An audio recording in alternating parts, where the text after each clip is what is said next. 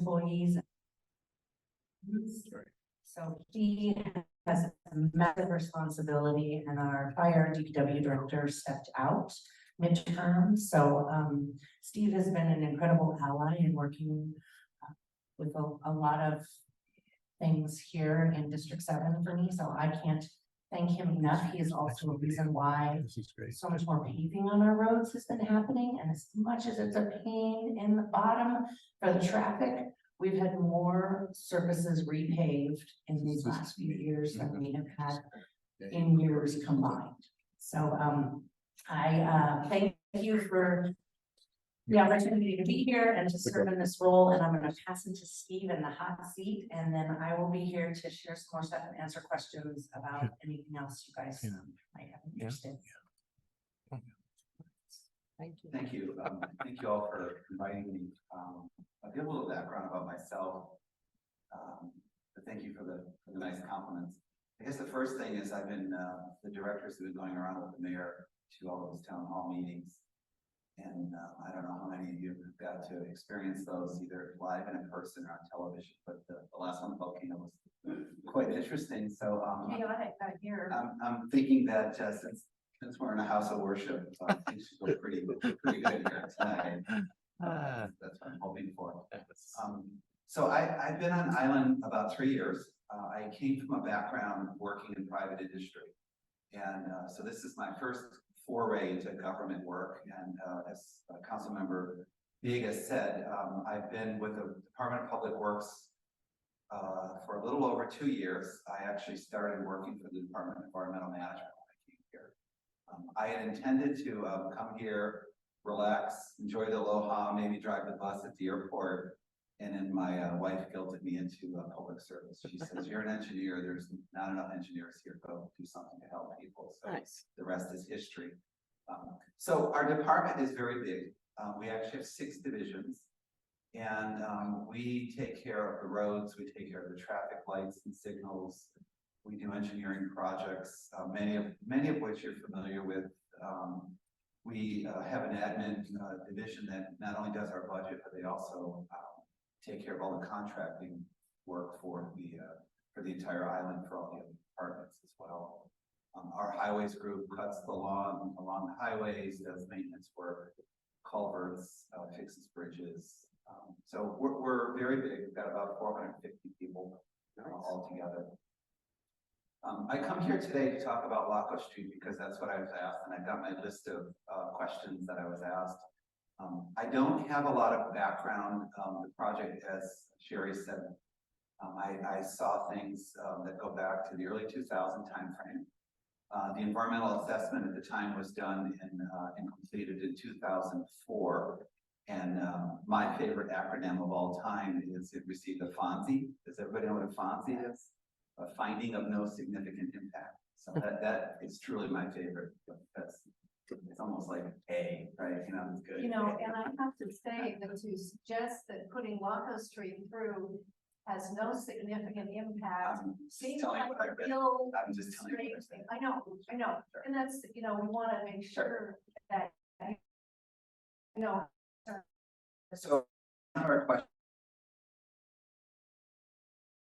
questions here is, will a new environmental assessment be researched? Yes. They would most definitely. And I think there's another question that said about traffic studies are almost 20 years old. Would new traffic studies be done? And that would be yes. That would be a traffic impact analysis report. But let me start off.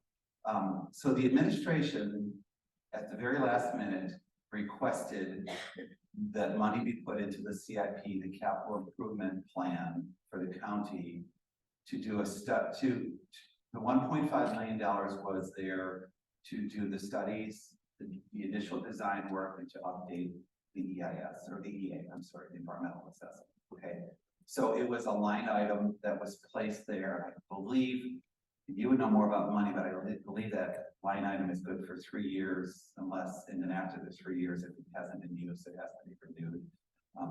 But I'm telling you today, we've received no direction from the administration to get going on working on it.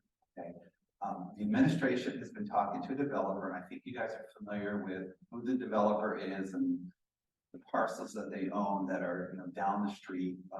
Steve, can I just interrupt to say, I don't think people are familiar. There's a company that owns all 140 acres that surrounds us, and it's called RMB20. It's a company that's out of Canada. And they did not own all the property back in 2003, but subsequently they have gone about purchasing every parcel that they could.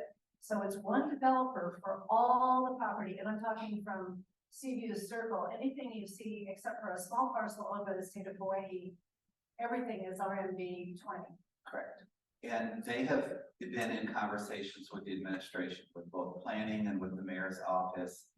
And I believe that they've had some discussions about development, which would include a mix of single-family homes as well as multifamily homes in a small commercial area. The plans that I've seen, I don't have copies of them, are very, very preliminary. And the concept of the project itself of actually running Lako Street down to Ali'i Drive is just still that a concept. The last set of plans that I saw for the road configuration were drafted in 2015. So I'm here to tell you that my department has not been asked to get working on this. The money has been put in the budget, and I'm being completely transparent. I have no idea when or if or whether anyone is going to pick this up and say, hey, get going on design. And just to interject really Quickly, a CIP budget is a capital improvement budget. We have the operating budget and then we have a CIP budget. So capital improvement budget, operating budget. The administration in each department puts together a budget, comes You need a for third? the council to be, just so you understand, we didn't fund for this project without bringing it to the community. It had been on the books, in my understanding, in prior and in the CIP budget, how it was explained to me by my predecessors, and I would say it's unfortunately fairly accurate, but it's like a wish list. I mean, they have projects on there. The regional park has been something like that. Fixing major capital improvement stuff lives on the capital improvement budget. And so it sits there for a certain amount of time. And if the current administration doesn't pick it up or the funds don't come from, let's say, the state or the federal government, it doesn't happen. It stays there for 3 years, at which point each council member is responsible for looking at what's falling off the CIP budget and if it's still relevant in some capacity to just make sure it stays there. And with this conversation having gone on for so long, I was advised to help keep it on there, because should the time ever happen when that starts getting pushed, which I'm grateful to hear from him is not the case right now, the county needs to have some money there. Who's going to pay for it? I mean, that money isn't budgeted. The CIP, just because it's listed in the CIP budget doesn't mean the county actually has that 1.5 to spend on it. It's like, that's what we would need to get, correct? Correct. And the other thing with that is, I went back to our engineering department. And once upon a time, it was probably about a $2 million job. Right now, it's like about a $10 million job. It's about 1,900 feet of roadway. There would be bike paths, there would be sidewalks. There was a question that asked about the intersection. The last configuration of the intersection with where, there's no plans for Ali'i Highway, but where it would cross Ali'i Highway would actually be configured as a roundabout. And it would serve a number of purposes, one of which would be a speed calming device. So, but again, that's off the 2015 plans. Our department has not given any direction to proceed forward with that. But again, I'm aware that there have been discussions between the administration and planning and the potential developer. And that might be what it's brought us that might. Well, Steve, one of the things that I was told was that it's possible the county could pay for this or that the developer could pay for this. And clearly, if I owned 140 acres and I wanted to develop single-family, multifamily, and commercial property, I might be inclined to pay the money to put Lako Street through. And I was also told by Bobby Command specifically that if the county puts it through, there are certain rules. If the developer puts it through, there would not be an environmental assessment. And comment on that, on what you know about that. Again, the environmental assessment has been completed. There, That's as far the one from back in as far as 2003. I'm aware, they moved it for about 5 years. So any taking this project up and bringing it back to life would involve having to redo the environmental. One of our concerns clearly is keeping our neighborhood as a neighborhood. You came down Lako Street, and you probably aren't aware because it's middle of the day, but in the morning and evening, there's a lot of people walking, riding bikes, walking their doggies. And we want to make sure there's traffic calming on existing Lako Street. So talk about what your department's plan would be to look at existing Lako Street and how to make sure that our neighborhood stays a neighborhood. So I would comment by saying I don't have a plan because this isn't a real project. So, but the point would be that you would definitely have the traffic studies would first of all help you understand the amount of traffic. But it would secondly, it would lead us to evaluate traffic calming, or they just call it a traffic guide. How much traffic is there? What time of day is there? What do you need? I mean, you're coming down a steep hill. Do we need speed humps? Do we need speed tables? Do we need other forms of traffic calming? Like what would be the speed hump? I mentioned, you know, the roundabout. If in fact we would go forward, a roundabout in and of itself is a traffic calming device because you've got to slow down. So all of that, I think, would definitely have to come into consideration if it becomes the project if we're going to move forward with do further analysis for what You probably didn't notice this when you came down Lako Street from Kuakini. I'm assuming that's the way you came down. But when you go back up, first you have Hawaii Place and Street, and then you have Kololia on the left, and then you have Leone, and then you have Kaheo, and then you have on the left and right a street called Kupuna, just before you get to Kuakini, and it's, I will say it's a block down from Kuakini, but in reality it's a half a block down.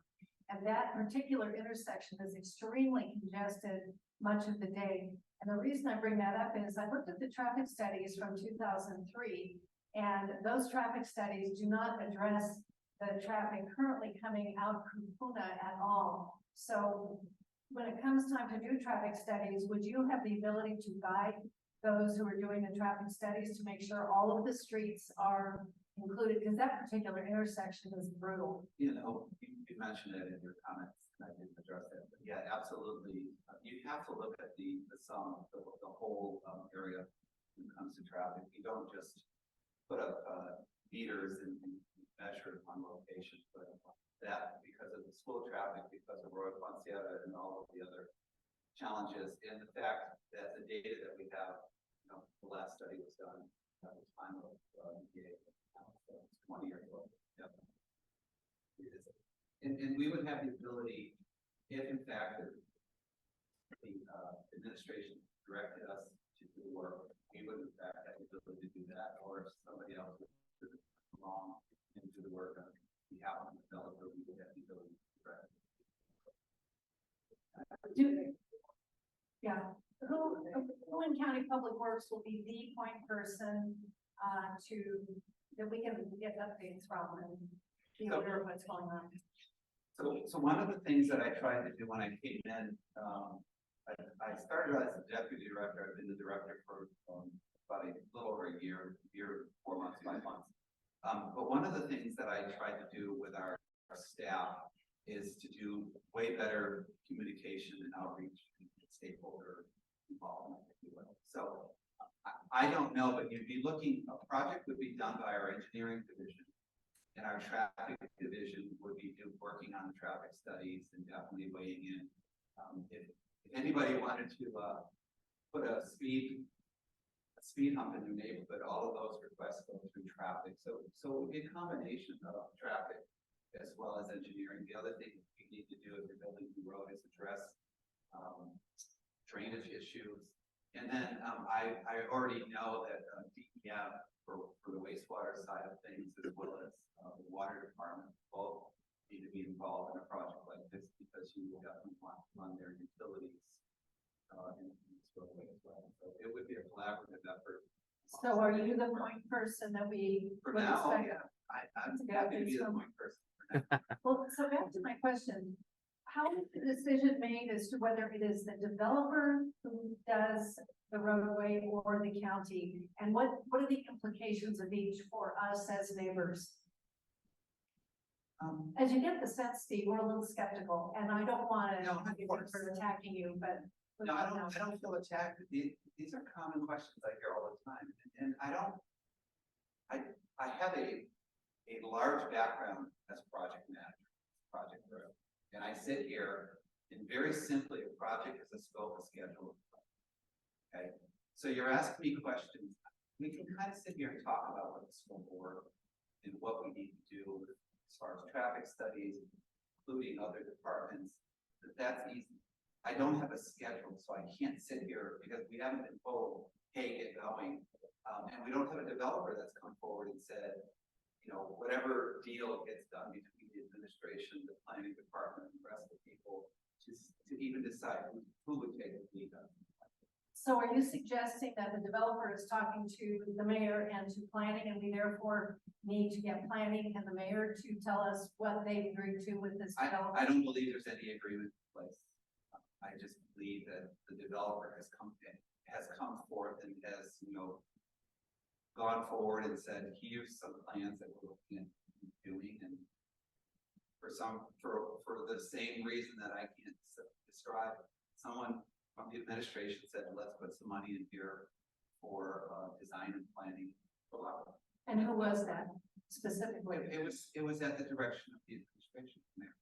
So it was the mayor who Yes. specifically said, put it in. So should we then assume that the RMB 20 is talking to Mayor Roth? And we should therefore ask Mayor Roth to tell us what he might know and has promised, if anything? Well, since it's not me, and I'm the director of public works, and I suggested that the mayor and planning have met with the developer, then yeah, I guess that would be the start. And again, there's nothing, you know, I don't know how all the discussions, for development, there's a lot that goes into it. What I tried to tell people is at the end of the day, the decision about where roads get placed really isn't a DPW decision. Just like when we talk about egress routes, you know, the folks in White Coloa very much